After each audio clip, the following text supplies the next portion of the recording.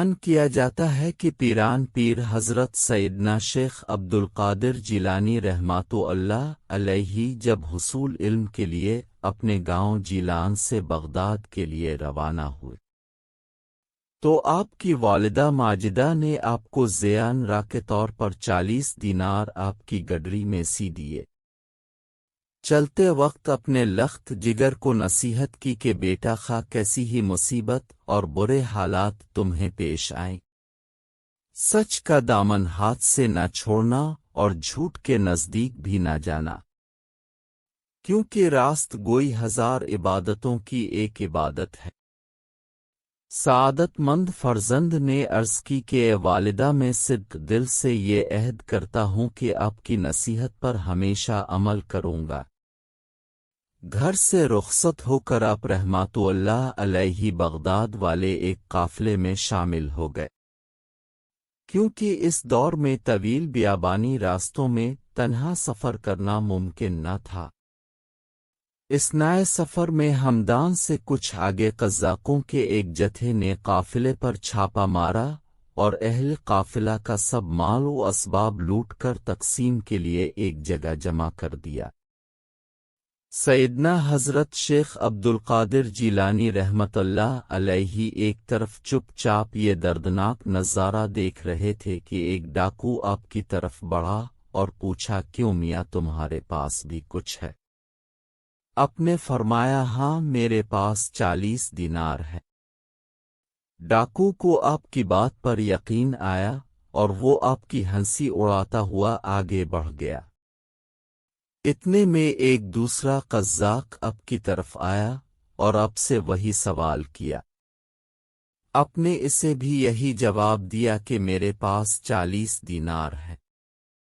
آپ کی غریبانہ حالت کو دیکھ کر دوسرے ڈاکو نے بھی آپ کی بات ہنسی میں اڑا دی۔ ہوتے ہوتے یہ بات ڈاکوؤں میں پھیل گئی اور ان کے سردار احمد بدوئی کے کانوں میں بھی یہ بات جا پہنچی۔ اس نے حکم دیا کہ اس لڑکے کو میرے پاس لا۔ ڈاکو آپ رحمت اللہ علیہ کو اپنے سردار کے سامنے لے گئے۔ سردار نے اب سے مخاطب ہو کر کہا، لڑکے سچ سچ بتا، تیرے پاس کیا ہے؟ حضرت نے بلا خوف اس بات کا جواب دیا، میں پہلے بھی تیرے 2 ساتھیوں کو یہ بتا چکا ہوں کہ میرے پاس 40 دینار ہے۔ اس نے پوچھا، اچھا کہاں ہے؟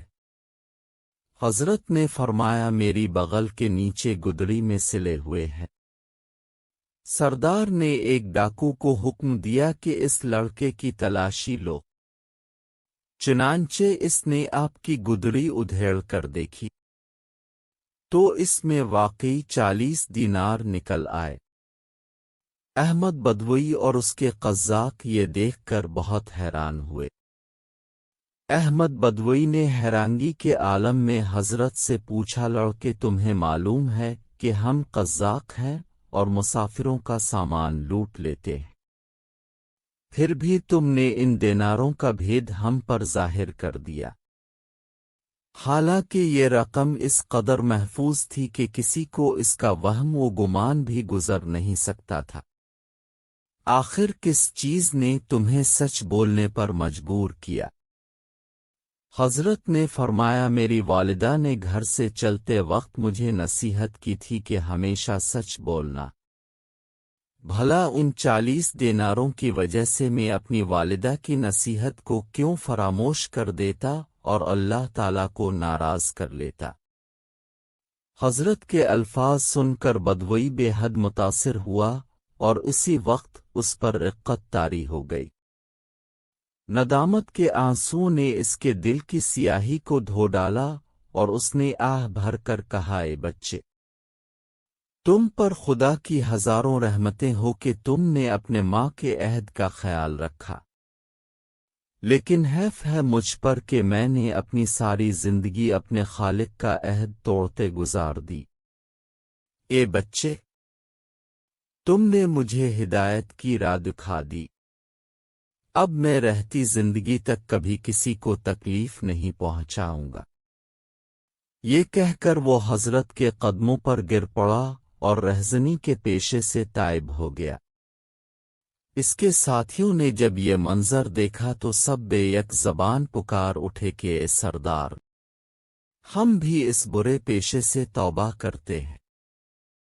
تو رہزنی میں بھی ہمارا قائد تھا اور توبہ میں بھی ہمارا پیش رو ہے، چنانچہ انہوں نے لوٹا ہوا تمام مال قافلے والوں کو واپس دے دیا۔